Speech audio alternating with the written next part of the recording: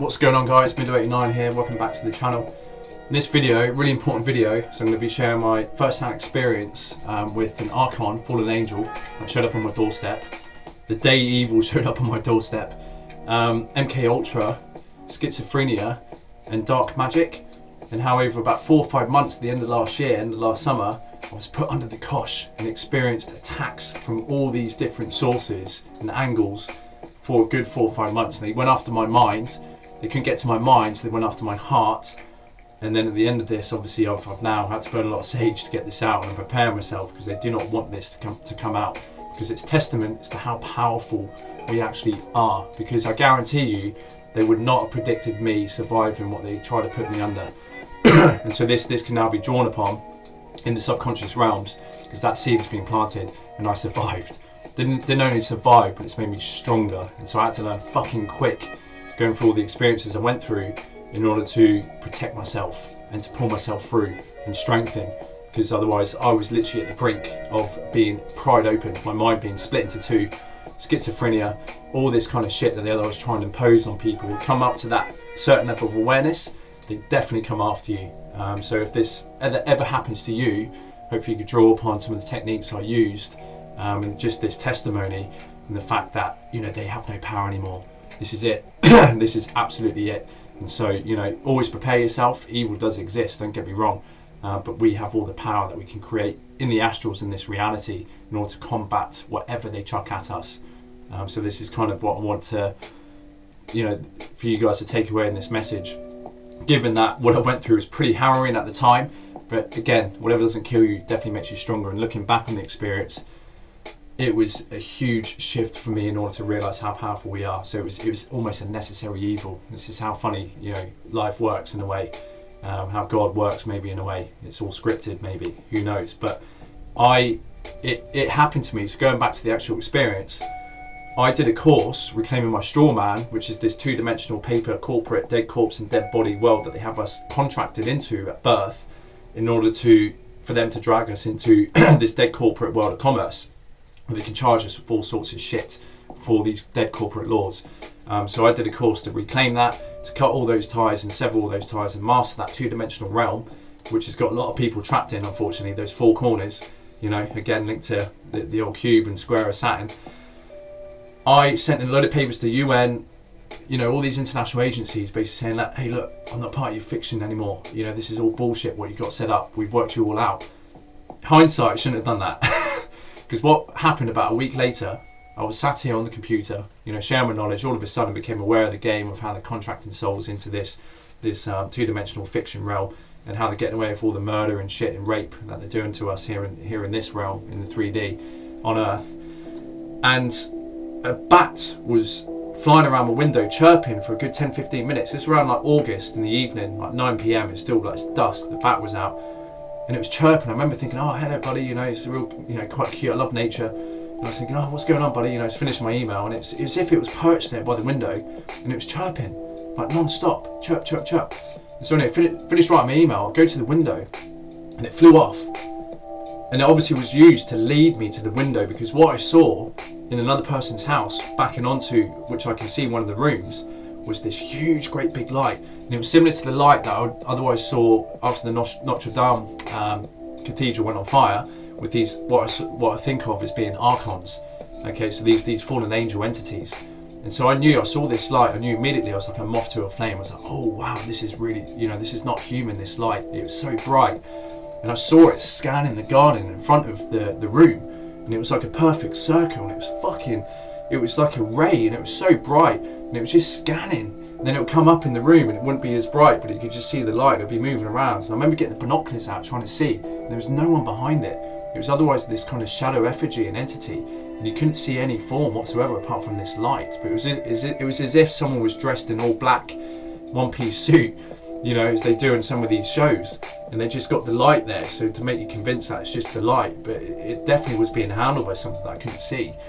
Anyway, it was scanning the ground in front of it, and it did it about 3 or 4 times. I was thinking, whoa. And I was like, I wish I got my camera out to film it, but I was kind of like just mesmerised by this experience and the light. Anyway, it started to scan my room, and it came across my room where I was standing, and it kind of hit me, and I was thinking, whoa, the first time it was like really bright. I was like, bloody hell. And it did it again the second time, it scanned across, and I was thinking, shit, yeah, this is really bright light. And then it did it the third time, and then after the third time I started to feel like real uneasy, and I was like, oh, okay, this isn't good. So I shut the window and closed the curtains, and I immediately started having visceral convulsions.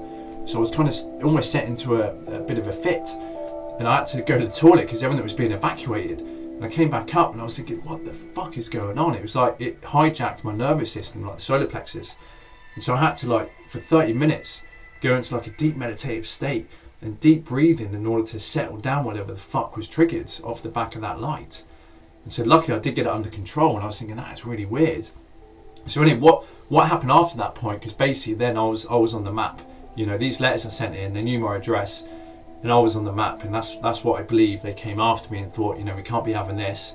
You know, another one trying to resist the kind of prison that they want to set up, or have been, you know, facilitating for so long, that I was now a target. And fuck me, for the next 3 or 4 months after that point, I experienced loads and loads of attacks, yeah. And so I'll just highlight the few things that really stood out, which one of them, you know, what I found first is they went off from the mind, yeah. And so they used a lot of different frequency attacks. And I noticed after certain attacks, where in the dream realm as well, they'll be coming after me, and all sorts of weird shit happening in the house, with knocking, not being able to sleep, you know, feeling like there's an invisible pry coming in and trying to split the mind open like this, that they have to almost tell me who it is and what it is they're doing. And through this computer, I remember a lot of weird shit would happen where there'd be pop-ups, and there'd be like a pop-up from like a fucking app which would be called Mindhunter.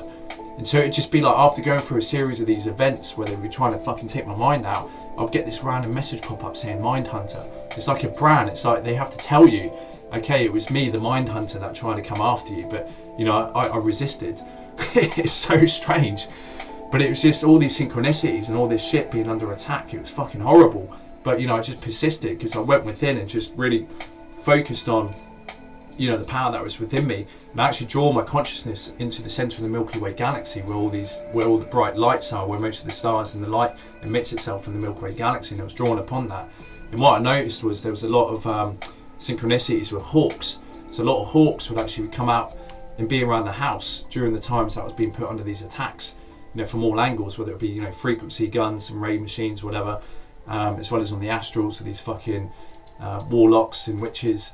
And so I had to learn very quick in order to, you know, and I was praying. I was like scientific prayer in my subconscious, trying to build it up, strengthen. I was also envisioning a lot of colours as well that was washing over me and surrounding myself like an aura, like a suit, in order to protect myself. So I was visioning a lot of gold, pink and whites.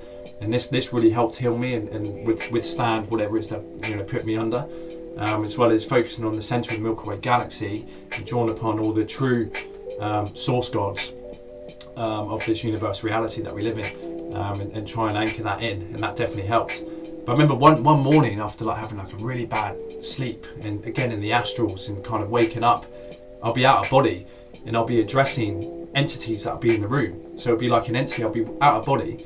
And this can only happen to me in the dream state, but I was automatically put out of body, as if, you know, my body or my higher self knew I needed to go and address something that was in the room, and there'd be a little entity hiding behind the curtain, and I'll be poking it, and it came out. I remember it come out, it looked like a fucking wombat. It was like this little furry creature, and I asked it what its name was, and it said it's Richard.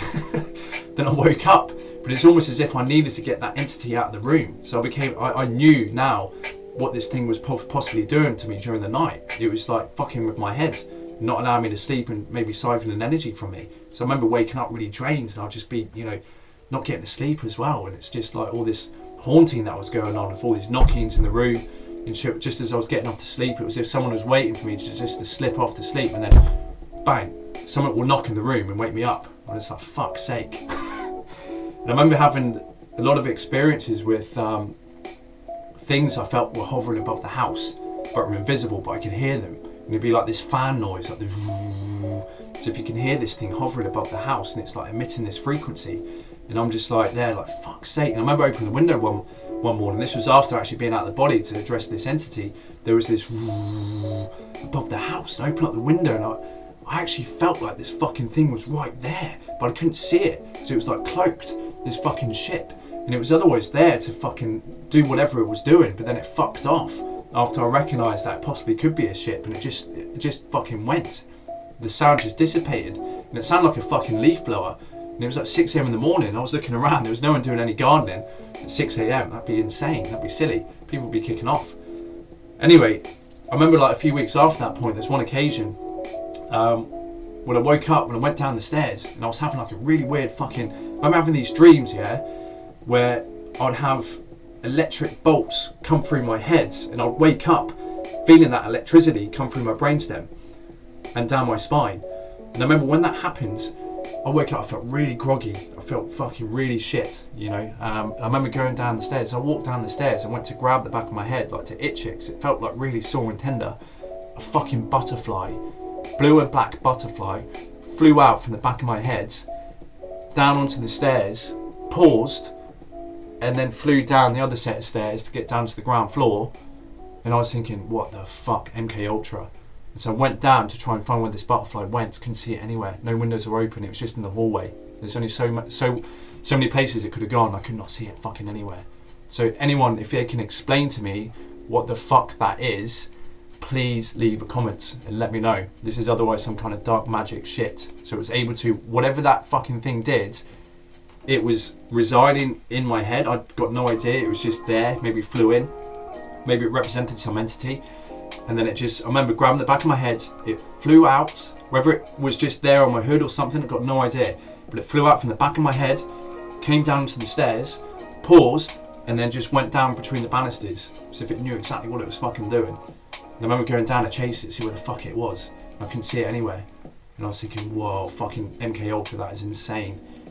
And so, all this shit I was going through, going off in the mind, I had to leave this house. I had to go up and stay with someone else, away from all this madness. And what I found, where they were living, it was otherwise in nature.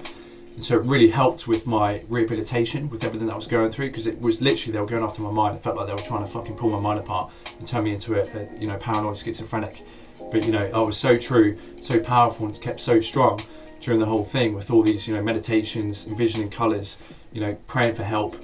It really did help, and I was using reinforcement as well with words in my head, and I'd go out on walks and jogs, and I'd use the rhythm of my, you know, breath work in order to reinforce and charge these words like strength, protection, health, harmony, you know, mental health, and all this, that, and the other. So just really charging these words in my head and just repeating it over and over and over again, and just feeding them and letting them become me and that vibration, and that really did help also. I remember being up in nature one time and walking the dogs, and I remember sat down, and I feel like this entity came over, was like stood over me, and it came into our presence, and I immediately felt really cold and really kind of ill again, and had this like, oh god, here we go, this is like not good, discordant frequency. The dog was looking over my shoulder, going barking mad, just whoa, whoa, whoa, whoa, whoa, whoa, just wouldn't stop. And I know the people I was with, I didn't tell them what I was going through at the time, so I knew this was like a personal journey, you know, it's only me that can rectify what's going on and pull through this madness. The dog could otherwise see what entity was stood over my shoulder, and I knew it was there. I could feel the fucking energy, but I couldn't see it. But you know, I wish I was able to see these things and what was going on, because I guarantee it would have been a fucking mad battle that was happening, you know, around the time of me experiencing what I was going through. But yeah, me being up in nature for about a month really helped kind of settle and get rid of and reset, you know, what I was going through. And I remember having a dream where they were talking about erasing memories. And so these angels or whatever in the dream were talking about, oh, we should maybe erase his memory. So they were talking about maybe, you know, going in and actually removing some of these memories that of me going through this trauma and these attacks. So it was at the time very traumatic. But obviously nothing happened, because I just pulled through, because, you know, my willpower is so strong that I just thought, you know, whatever doesn't kill you makes you stronger, and let's just see how far this goes. We all got to die at some point, you know, so I kind of didn't really fear it. But at the time, it was kind of like, oh, this is shit. I don't want to live like this. You know, this is fucking terrible. And so when I came back, what was interesting actually, coming back into where I'm living now, as soon as I stepped off the train, on the train station where I came, in order to get picked up to go into the, you know, 20-minute drive from where I live, I felt the change in frequency, yeah? The change in frequency down here was a lot more discordant. And I was thinking, I was automatically put into that kind of sickness and that reminder as well of like what is actually here. Maybe with the 5G and shit like this. And it was really discordant. But you know what happened over the months, obviously it started to wane off. But what I noticed is they came after my heart. And so because they knew they couldn't get after my head, they came after my heart. And what was interesting actually prior to that, you know, over those 2 months, I felt like, what it felt like was there was a schizo demon. Yeah, so there was an entity outside of myself that wanted to try to convince me that I had paranoid schizophrenia. And so there was always a lot of skull fuckery that was going on in the subconscious realms that was to feed paranoia about things in my everyday life. And I recognized this, I became aware of this, so I always counteracted it. And so what I did, I treated myself and this entity as if, no, I'm the boss, this is bullshit, stop overthinking about this, because this isn't me. And I recognise that, and that's what I believe drained the power of this schizo demon in order to fuck off and overcome what I thought I was starting to develop, paranoid schizophrenia. I mean, how fucking mad is that? But it makes a lot of sense. You know, if these entities, you know what they get up to in the subconscious realms, they can otherwise do all sorts of damage if you're not careful, you're not powerful. But we have the ultimate power because we are the creators. And so this is another hack, you know, people can use and draw upon, is to treat yourself as if, stop acting like a little bitch. Come on, fucking snap out of it. You know what I mean? Who the fuck you think? Come on, snap out. Stop thinking these bad thoughts. You know, this isn't you. This is otherwise some fucking entity trying to, you know, slip their poison in for a specific purpose to kind of derail you. You know, so this is the power I found out firsthand that we actually have, which everyone can use, and that's what I use in order to get myself out of these fucking attacks. And I remember fucking coming back. And so they were still trying. And I remember looking out the window at certain times and I'll be seeing like houses quite far in the distance, but there'll be people there in the room, yeah, with these lights going off, and there'd be like one guy doing this repeated pattern of like bowling, like a cricket ball, like this, and I'll be watching him thinking, what the fuck is he doing? And he's just like casting something at me. And I remember like, I didn't feel any bad energy or anything, but it was almost as if like it was purposely being done to kind of cast some kind of fucking shit over my house. So I remember like just thinking automatically, well, let's just fucking start pushing some energy back towards him, like using my hands and stuff. It was so bizarre, but after doing that, the light went off and he just disappeared. And I remember seeing that quite a few times. I don't know if you guys have seen that as well, but I thought that was fucking strange. But anyway, you know, after that, he tried to come after my heart. I remember because there was a lot of imagery, because what happened during that time was put under so much stress that I believe it developed Candida albicans, which is basically this condition where, you know, we naturally have these in our gut, but if you are put under a lot of stress, your good bacteria gets compromised, and so there's an imbalance. And so this bad bacteria can actually spread up through the vagus nerve and into your heart and fucking back of the head. I believe that was purposely set up in order to, you know, try and derail my heart centre then, because they couldn't get after the head. I managed to combat and win that back. They went after the heart. And so I actually had fucking heart palpitations like every 30 seconds, and I had to go to the docs, and I had a T-wave inversion on my ECG, yeah? So I had like palpitations every 30 seconds. So I was thinking, fuck, this is fucked, man.